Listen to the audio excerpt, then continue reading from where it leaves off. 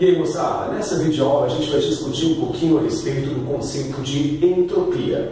A definição de entropia é um pouco nebulosa, veja bem. A entropia é uma grandeza física, que ali estou utilizando a letra S para representá-la, que mede o grau de desordem das partículas que compõem este sistema. Quanto mais desordenado, quanto mais bagunçado forem essas partículas, mais bagunçadas forem essas partículas, maior será o grau de desordem desse sistema e automaticamente maior será o valor da entropia.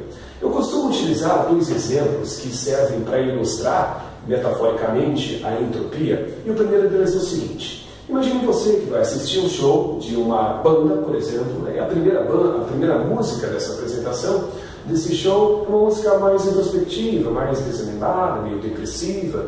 Aí o povo fica lá meio crocochô, olhando para os artistas, não ficam tão animados assim. Agora, a partir do momento que a banda começar a tocar uma música mais animada, mais elétrica, o povo vai começar a dançar freneticamente, dando moche para lá e para cá, o grau de desordem das pessoas que compõem essa multidão certamente vai aumentar. Então eu diria que quando nós temos uma música lenta nessa apresentação musical, nós teríamos uma desordem pequena. A entropia é baixa. A partir do momento que começou a tocar uma música bem mais animada, as pessoas começam a dançar, o negócio fica mais desordenado e a entropia desse sistema aumenta. Portanto, eu posso entender a entropia como sendo uma grandeza física que mede o grau de desordem das partículas que compõem o sistema. As partículas de um sistema. Eu prometi dois exemplos, eu dei o primeiro, vou dar o segundo agora. Exemplo? Muito bem. Imagine que você resolva fazer uma greve, uma espécie de greve doméstica, e não vá arrumar o seu quarto por um mês. Depois desse intervalo, depois desse período, convenhamos, o caos se instalará no seu quarto, vai ficar tudo bagunçado, tudo desordenado, tudo fora do lugar. Agora, a partir do momento, então nesse caso, ao final desse um mês, você vai ter uma grande entropia, a desordem vai ser muito grande. Agora, se você resolver tomar vergonha na cara e botar as coisas nos seus devidos lugares, a desordem vai diminuir, pois a ordem vai aumentar, e aí a entropia desse sistema diminui. Muito bem. Agora, em termos um pouco mais formais, uma coisa que certamente influencia na entropia de um sistema é a temperatura. Quanto maior for a temperatura do ar, da sala, do lugar onde você se encontra, mais agitadas as moléculas estarão, e quanto mais agitadas, maior será a desordem desse sistema. Portanto, como que se pode aumentar a temperatura de um sistema? Por exemplo, aumentando a quantidade de calor que é fornecida a ela. Se esse sistema receber calor e não mudar de estado físico, a tendência dessa temperatura aumentar, o que vai provocar um aumento na entropia desse sistema.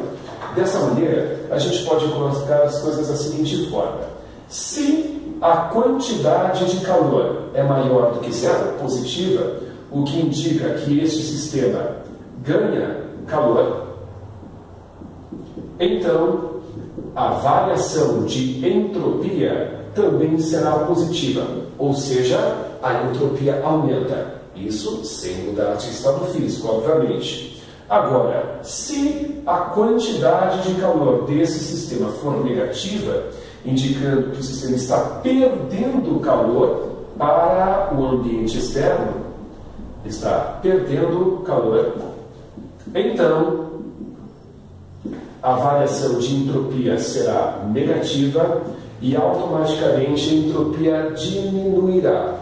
Agora, se a quantidade de calor for exatamente igual a zero, o sistema não ganha, não perde calor para o ambiente externo, que configura um sistema adiabático. Adiabático é um termo que significa não troca calor com o ambiente externo, não perde, não ganha calor. Nessa situação, se a quantidade de calor é exatamente igual a zero, seguindo a mesma lógica, então a variação de entropia vai ser igual a zero. A entropia não aumenta, a entropia não diminui. Mas assim, ó, essa não é a única forma de se modificar a entropia de um sistema, fornecendo calor que provoca, por exemplo, um aumento na sua temperatura. É possível também que a entropia de um sistema se modifique através do estado, da mudança do estado de agregação das moléculas. Por exemplo, uma substância pura, quando muda de estado físico, ela não muda a sua temperatura.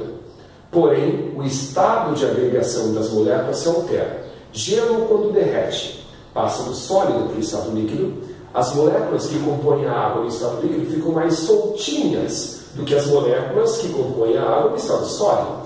Moléculas mais soltinhas implica em uma maior entropia devido ao fato de elas ficarem mais desordenadas. Então a gente vai fazer agora uma abordagem um pouco diferente. A segunda forma de se alterar a entropia de um sistema é mudar o estado de agregação das moléculas que compõem esse corpo, supondo temperatura constante nessa transição de fase. Então, para sistemas onde a temperatura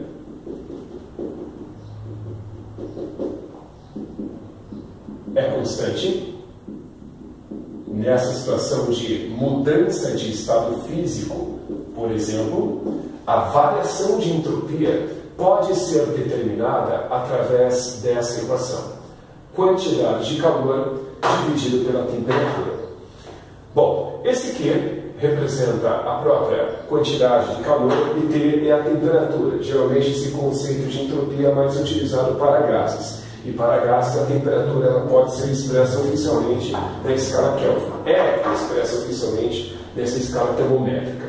Então, em termos dimensionais, a unidade oficial que seria utilizada para se expressar a entropia é o Joule, já que a quantidade de calor é expressa oficialmente em Joule por Kelvin, Kelvin sendo a unidade oficial de temperatura. Pois bem, esta é uma equação válida para sistemas que alteram a sua entropia sem mudar a sua temperatura. Então aqui a gente pode pensar da seguinte forma: se a substância absorve calor do meio externo, se a quantidade de calor é positiva, a variação de entropia, por depender da quantidade de calor, também vai ser positiva. A entropia aumenta, assim, a entropia aumenta, que o que eu quis dizer foi que a desordem, o grau de desordem desse sistema também aumenta. Enquanto que a quantidade de calor sendo negativa, implicando no sistema perdendo calor para o ambiente externo, a desordem desse sistema diminui. A desordem diminui, já que quantidade de calor negativa implica em variação de entropia negativa. A entropia diminui, a desordem também. E se a quantidade de calor for exatamente igual a zero, aí a desordem ela não se altera. Desordem não se altera. Pois bem, aqui, quando a gente fala em desordem, vocês podem entender como sinônimo de entropia, como eu acabo de definir. A segunda lei da termodinâmica, que nós vimos na videoaula anterior, ela pode ser enunciada de uma forma um pouco diferente. A segunda lei da termodinâmica afirma sempre que não há máquina térmica, que operando em ciclos, consiga aproveitar toda a energia que consome. Não é uma forma diferente de se enunciar a segunda lei da termodinâmica, mas é uma espécie de característica da mesma. Aqui afirma-se que a desordem nos sistemas naturais, em sistemas naturais, a tendência é o aumento do grau de desordem, é o aumento da entropia. Sempre em sistemas naturais, a tendência é de rumar a um estado de maior desordem, de maior entropia. Muito bem, isso é o que eu tinha para dizer para vocês em relação a esse conceito de entropia.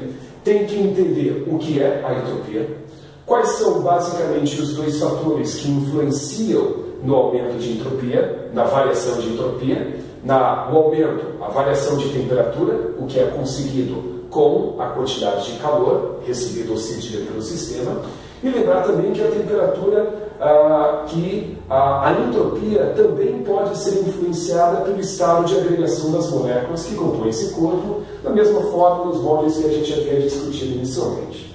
Mais uma vez eu gostaria de agradecer a atenção de vocês, fiquem atentos às próximas videoaulas, um abraço e até mais.